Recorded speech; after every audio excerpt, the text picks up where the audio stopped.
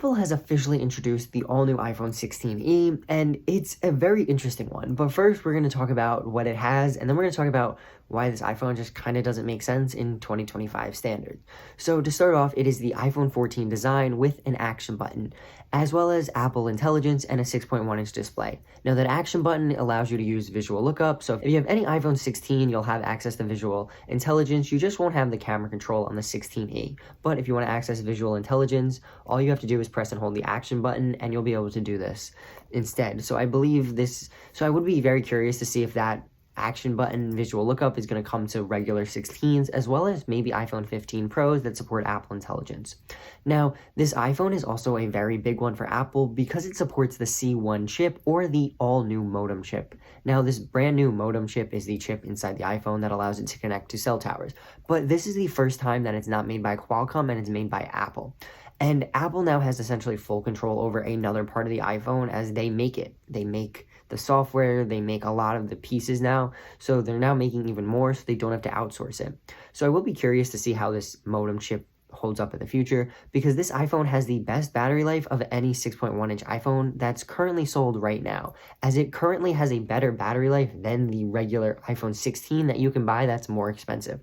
So it is very interesting to see that. Now, it does have one camera, which is a 48 megapixel with the ability to crop in 2x and take very good photos. It is 48 megapixels, and we always know that Apple has very good digital cropping, and you'll get at least a 24 megapixel photo with that, which I think is so cool. Now, this supports Apple Intelligence and iOS 18, and even has the A18 chip as a result. So that A18 chip means it's going to be supported for years to come, just like any current iPhone 16.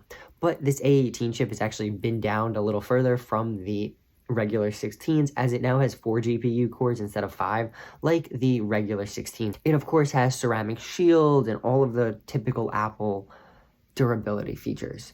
It also features USB-C and Face ID, so the home button is officially dead, and I think I'm happy for this because it finally means we'll get iPhones that are optimized for the bigger screens that we have. As I kind of feel like my iPhone 16 Pro Max, my home screen, we can put an extra row of apps at the bottom, move up my widgets, and kind of move it around and give me more space on my screen instead of kind of being stuck to that typical grid we've had where it's 6 app icons and that's it, including the dock that's 7, and that way it has been for so long now.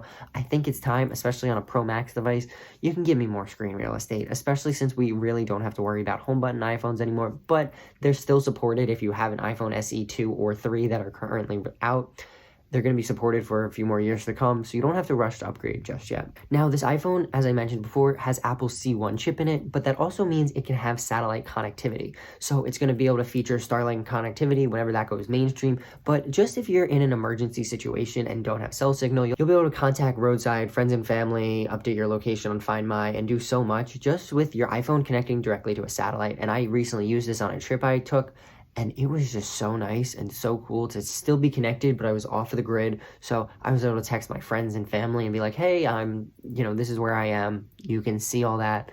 Here's my latitude, here's my longitude. If anything happens, y'all know where to find me. But where this iPhone, I think, is starting to kind of confuse people and really not make sense is it comes in at $600. Yes, you did hear that right, 600. That is a lot of money for a budget iPhone. Now, I kind of don't think this is a budget iPhone anymore, and we really don't have a budget iPhone now.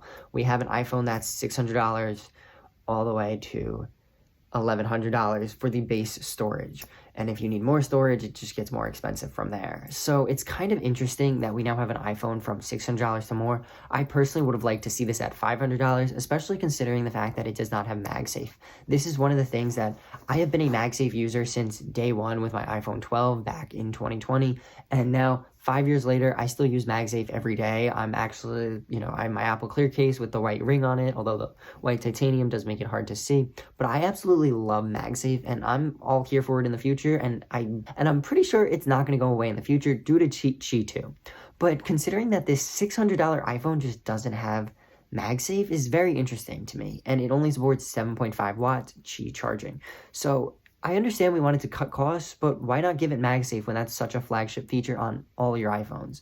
Now, this is supposed to be the budget one, so I can understand that, but at $600, it just doesn't make sense to me. It also features the notch and doesn't bring in Dynamic Island, which is something that I personally absolutely love Dynamic Island, and I would have just loved to see Apple kind of say, it's here, no more notch on any of the iPhones we are currently selling, but nope, they said, here's a notch on your iPhone, and I understand we're reusing iPhone 14 parts, but Apple, it just, for $600, at least bring Dynamic Island instead of the notch, because it would allow you just to, I feel it would just allow them to spend more time developing software features that everyone would use, so your iPhone lineup wouldn't get segmented and some features would be released, but some wouldn't be.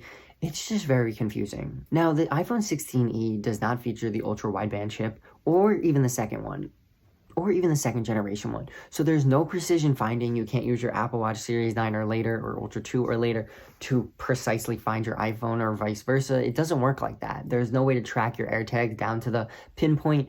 It just doesn't exist on the iPhone 16e. So now this is a great iPhone for anyone who wants to get into the Apple ecosystem but doesn't want to break the bank. But look, I do understand $600 is still a lot of money.